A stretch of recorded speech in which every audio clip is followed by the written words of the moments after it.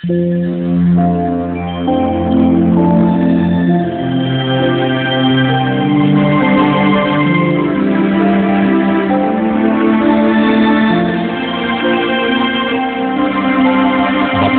ang bumabasa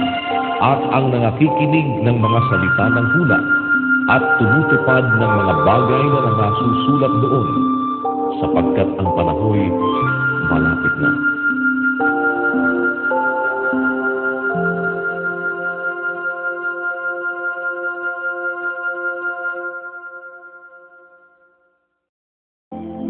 Kolosas, Kapitulo 1. Si Pablo, na apostol ni Hesukristo sa pamamagitan ng kalooban ng Diyos,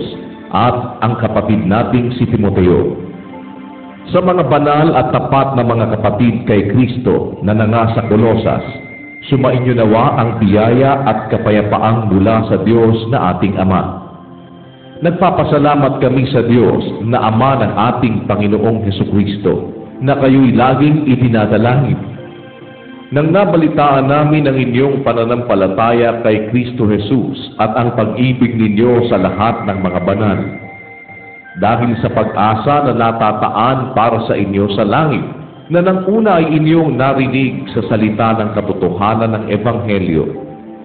na ito'y dumating sa inyo, gayon din naman kung paano sa buong sanglibutan na namumunga at lumalaganap, gaya rin naman sa inyo, mula ng araw na inyong marinig at maalaman ang biyaya ng Diyos sa katotohanan.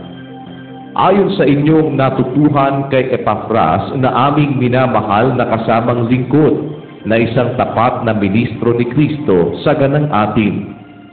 na siya rin namang sa amin ay nagbalita ng inyong pag-ibig sa Espiritu. Dahil dito'y kami naman, mula ng araw na aming marinig ito, ay hindi kami nagsisitigil ng pananalangin at ng paghingi na patungkol sa inyo,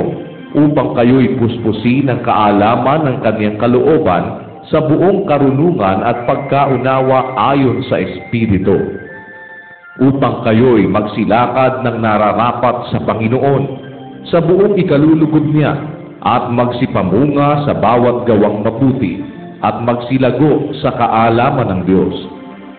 na kayo'y palakasin ng buong kapangyarihan ayon sa kalakasan ng kaniyang kaluwalhatian sa buong pagtitiis at pagpapahinuhod na may galak, na nagpapasalamat sa Ama na nagpaging dapat sa atin upang makabahagi sa mana ng mga banal sa kaliwanagan, na siyang nagligtas sa atin sa kapangyarihan ng kadiliman at naglipat sa atin sa kaharian ng anak ng kaniyang pag-ibig, na siyang kinaroroonan ng ating katubusan, na siyang kapatawaran ng ating mga kasalanan, na siya ang larawan ng Diyos na di nakikita, ang panganay ng lahat ng mga nilalang, sapagkat sa Kanya nilalang ang lahat ng mga bagay, sa sangkalangitan at sa sangkalupaan, na mga bagay na nakikita at ang mga bagay na di nakikita, maging mga luklukan o mga pagsakop o mga pamunuan o mga kapangyarihan. Lahat ng mga bagay ay nilalang sa pamamagitan niya at ukol sa Kanya. At siya'y una sa lahat ng mga bagay, at ang lahat ng mga bagay ay nangabubuhay dahil sa Kanya. At siya ang ulo ng katawan, sa makatwid bagay ng iglesia, na siya ang pasimula, ang panganay sa mga patay, upang sa lahat ng mga bagay ay magkaroon siya ng kadakilaan. Sapagkat ginagaling ng Ama na ang buong kapuspusan ay manahan sa Kanya, at sa pamamagitan niya ay pakipagkasunduin sa Kanya ang lahat ng mga bagay na pinapayapa niya sa pamamagitan ng dugo ng Kanyang krus. Sa pamamagitan niya, sinasabi ko, maging mga bagay sa kalupaan o mga bagay sa sangkalangitan. At kayo, nang nakaraang panahon ay nangahihiwalay at mga kaaway sa inyong pag-iisip sa inyong mga gawang masasama. Gayunmay pinakipagkasundo niya ngayon sa katawan ng Kanyang laman sa pamamagitan ng kamatayan,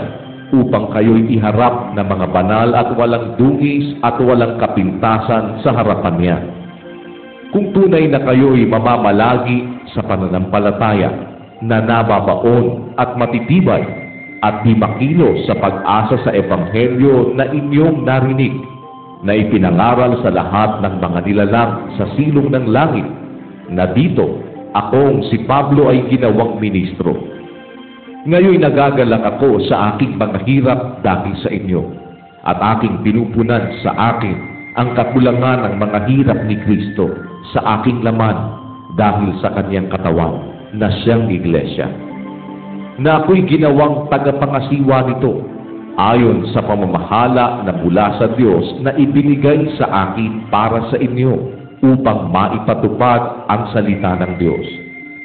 Maging ang hiwaga na inilihim sa lahat ng panahon at langit, datapwat ngayoy ipinahayag sa kaniyang mga banal, na sa kanila'y minagaling ng Diyos na ipakilala kung ano ang mga kayamanan ng kaluwalhatian ng hiwagang ito sa gitna ng mga hentil, na ito'y si Kristo na nasa inyo, na pag-asa ninyo sa kaluwalhatian, na siya naming inihahayag, na pinaaalalahanan ng bawat tao at tinuturuan ng bawat tao sa buong karunungan upang maiharap naming sakdal kay Kristo ang bawat tao. Na dahil dito'y nagpapagalti naman ako, na nagpipilit ayon sa kanyang paggawa, na siyang sa akin ay gumagawa na may kapangyarihan.